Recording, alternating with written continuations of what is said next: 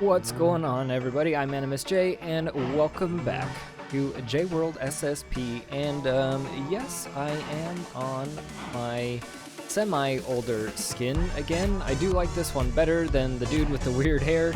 The only reason I had the weird hair guy one was because I wanted to wear a fancy cape, but now with your custom skin, you can wear a fancy cape. Look at me. Cape, fancy cape. So allow me to catch you up on a couple of things. I did just a little bit of stuff off camera, just a couple of annoying things.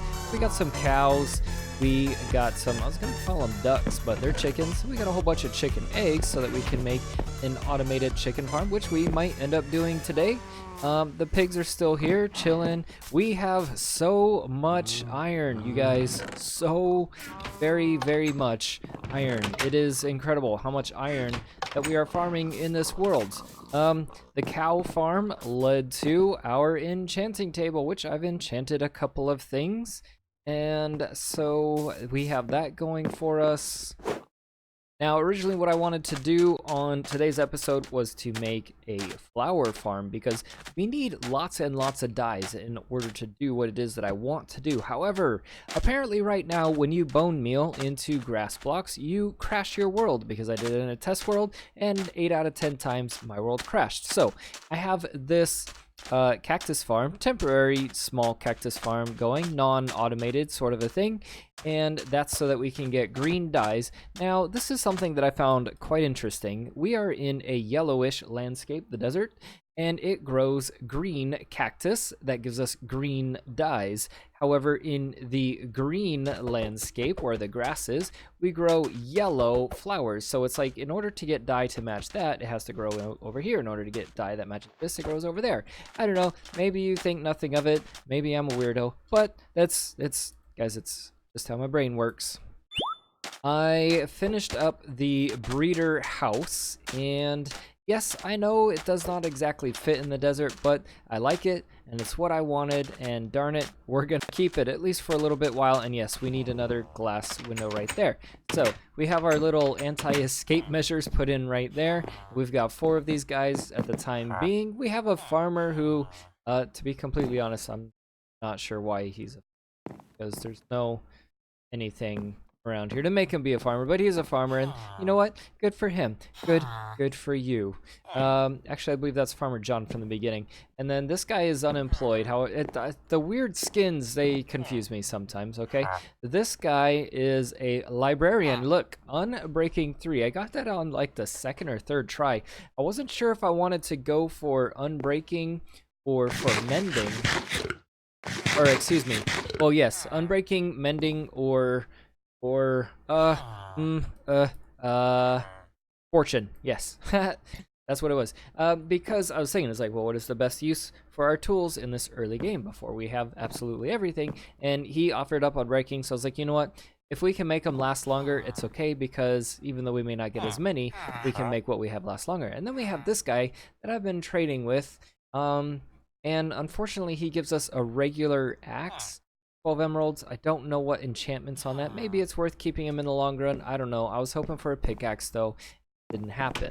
So the first thing that I would like to do today, now mind you, the villager breeder is not done by any means. You can see that they're still not even breeding up. We need to throw some more beds in there. We need to get those guys some more food, and I'm keeping up on that. That's not a huge priority right now because I don't have the things to be able to trade with them, but that right there is what I would like to work on. So the first thing though on the list before we get to those trades, trying to get some emeralds, is I want to get some sea pickles to light up this dumb pond, because if you look around, we are lacking a certain something, and that is any villagers. Yeah, we tried so hard to protect them, and they all ended up dead. I don't know where the villagers came from. I just know that our last guy that we had, I came out from mining one day, and there was a zombie villager walking around, and I noticed this door was missing. So somebody came, kicked his door down, threw him out of bed in the middle of the night, and well, you know, zombified him, and then I killed him. Yeah, GG, dude. GG, I'm sorry. Now, I just made a video that there should be a thing popping up, probably if I remembered it, in the top right corner right now for you to watch it, about how to find anything in Minecraft. Now, that's not absolutely anything, but that's things like biomes and spawners and strongholds, that kind of a thing. And so in that video, I used a backup of JWorld in order to make that video. And so anyways, what I did was I went looking for, not in the video, but just in general, I went looking for a coral area, and I did find a very small one. Now, there is not a lot of ocean anywhere near me. I'm kind of landlocked quite a bit in this. Oh, hey there. Let's say, what is that thing called? Yeah, you guys know what that thing's called. Anyways, there's a lot of land around us. We're not super close to the ocean, and the ocean that we are close to isn't exactly very large. We gotta go kind of a long ways in order to get to the ocean. So I have a boat, I have some food, I have a little bit of armor. Let's get. All right. Well, we got a clock and we got a treasure map. And you know what? We can even follow this treasure map. Oh, I know what I was looking for, or wanting rather. And that is a Heart of the Sea. That would be splendid to find. Let's see how far away we are from this buried treasure. Now, unfortunately, we don't have a silk touch, so we're not going to be bringing any living coral back with us. I suppose we could bring some dead coral back with us, but no living. Now, let me see if I can pull a Zloy XP here. If you don't know who Zloy XP is, he's a good friend of mine. He is incredibly fantastic at finding these buried treasures. Okay, so let's try this block right here. Aha! I did it! Yes, I did it, I did it, I did it, I did it, I did it. Yeah, eat that, Zloy, I did it. Alright, anyways, I'm sorry, this is a little personal. What do we get? Oh, we got a die. Oh, yes, we got a Heart of the Sea. Ooh, wow, this had a lot of very good stuff in it. Fantastic. I will take it all. TNT and everything. How wonderful. That was so perfect. I don't know if you guys were thinking I cheesed that and actually I knew where it was because I looked ahead of time. I absolutely did not. I promise you. I promise you I did not know where that was. I just went. I was following Zloy's tips, trying to find the exact center of the map of the X, and yeah, it worked. It worked. It worked. It worked. I'm so happy. And since we're not sleeping for the night, I guess we can come down here. We can go ahead and get a whole bunch of these guys.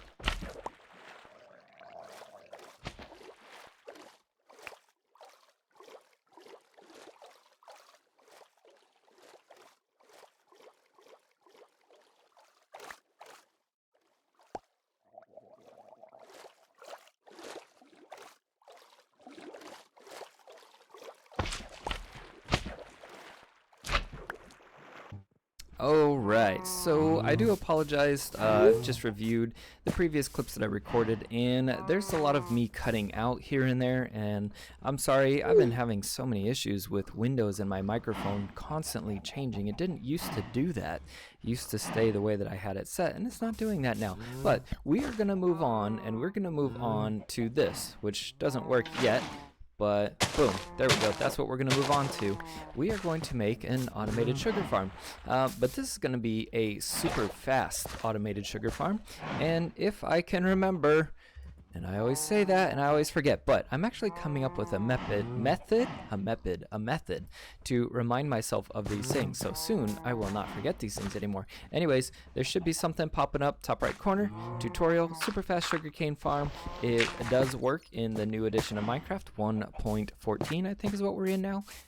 So anyways, moving on, what we're gonna do is we're gonna put a super fast sugarcane tutorial. No, we're not gonna put a tutorial here. We're gonna put a sugarcane farm here, and that is so that we can get tons and tons of paper. So stairs are what I was trying to grab, although the stairs need to be facing in this direct. Wait, what is going on here?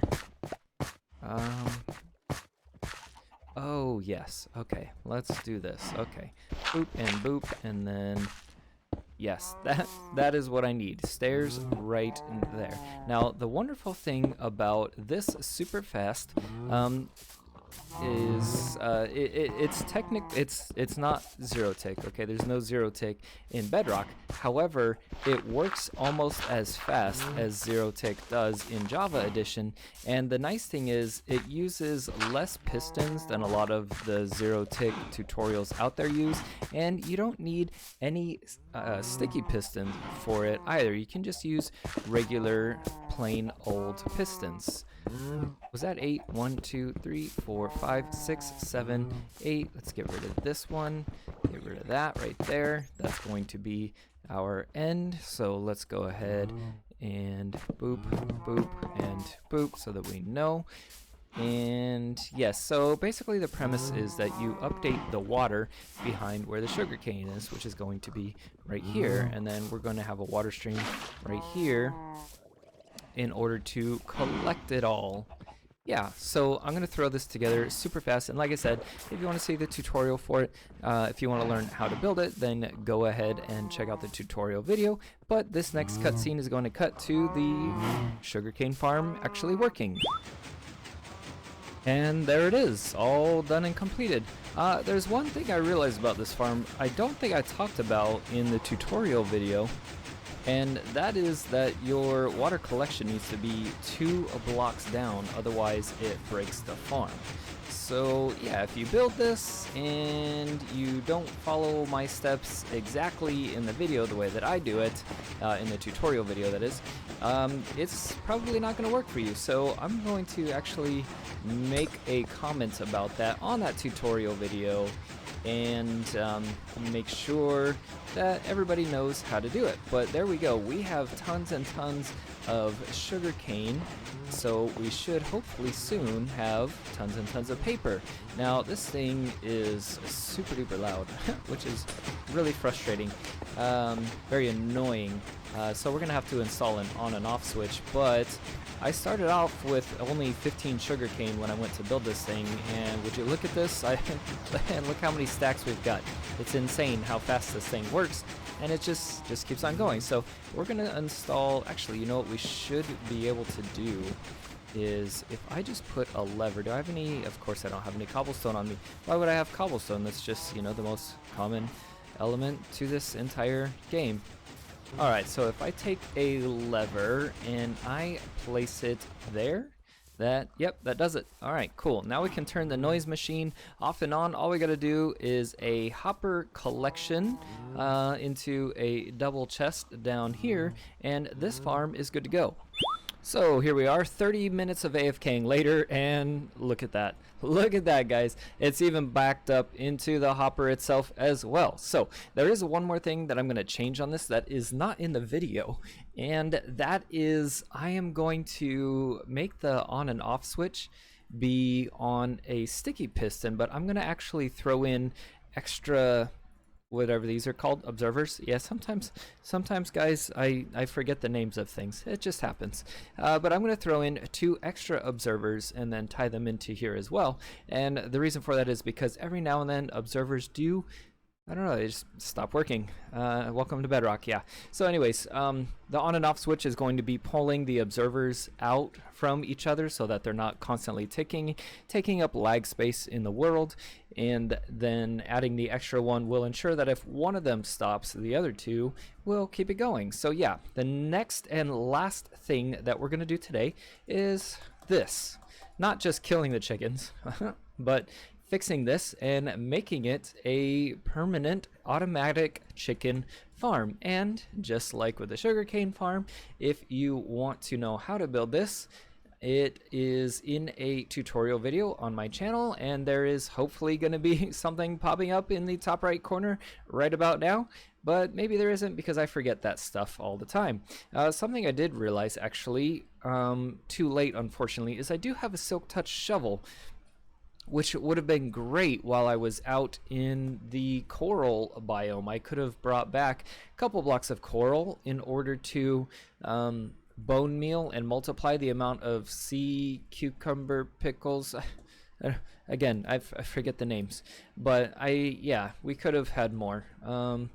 Because I did run out, actually. The entire thing is, like, this entire area is not at all But that's okay. I'll go back and do that on my own without you guys all lonely and scared in the dark. Yeah, I don't know. It's scary. Anyways, I think we have everything that we need in order to do this now. I think we're going to resituate this over to here. Yeah, this is looking like a good spot in order to do it. Now, one thing that I need to make sure of is fire tick. Is the fire spread turned off for this world? Fire spreads. It is off. Okay, that is wonderful. So that means I can do something like pour lava right there, and it's not going to catch anything else on fire. Nighttime. Nighttime, nighttime, nighttime. It's still a little bit scary around here sometimes. Now, let's see how well I can remember my very own redstone, which is usually a struggle. Guys, I'm not gonna lie. I have to watch my own tutorials because I forget how to make the things that I make in my own videos. Yeah, I do. I don't know. I just can't remember. I don't know if anybody else has that issue, like Mumbo Jumbo or, you know, the other guys who do tutorial stuff all the time. I don't know if they remember or not, but I definitely don't. So I don't want that to be there. That was the wrong shovel. Darn it. Okay. Anyways, so then this is where the baby chickens are going to be, and I know the dispensers go there. No, I'm already screwing it up. I already screwed it up. They go there, and then I know that I need a half slab to go right there. Okay, and then we need a hopper going into there. And this is where the adult chickens sit, and then this is where the lava goes. This is the one that collects the eggs and spits them into here. So then what we do is we get some blocks. We will use smooth stone, I suppose, and that's going to be a comparator that I have not made yet. Okay, I think I've sorted it out. I don't think I did it the way I did in my tutorial, because I think in my tutorial I might have used observers, and I don't want to use observers for this because they fail all the time. So let's try this out.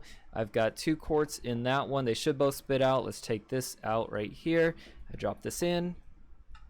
Okay, there's my 2 quartz, and I should also, yes, okay, perfect. It is working. So now what we need to do is we need to close in.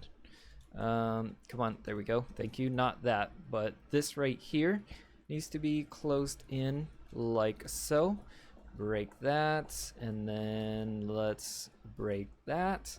And then what we need to do is we need to do the half slabs around here so that nothing can escape. Okay, just like that.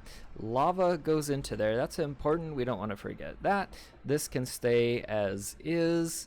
And then we just need to close in this right here so that the baby chickens cannot escape. Okay, one more final check, and I did add in the well, a lever with a repeater. You can see the repeater down there, into a block back here with an extra hopper. And what that'll do is that extra hopper is underneath the dispenser, the bottom dispenser where the eggs go into. And so what it'll do is right now it's locking. No, it's not locking. So right now it's letting things go through. So basically if I do this,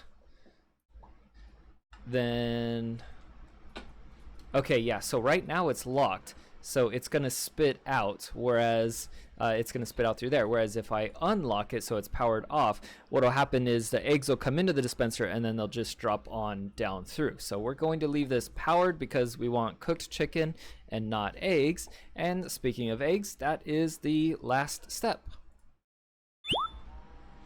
And there we have it. I don't know how many chickens that is, but as you can see, it's definitely a lot. It was, I don't know, maybe 18 stacks of eggs that I threw in there, and however many hatched is however many hatched. So we're gonna throw that in there so that nothing can get in or out.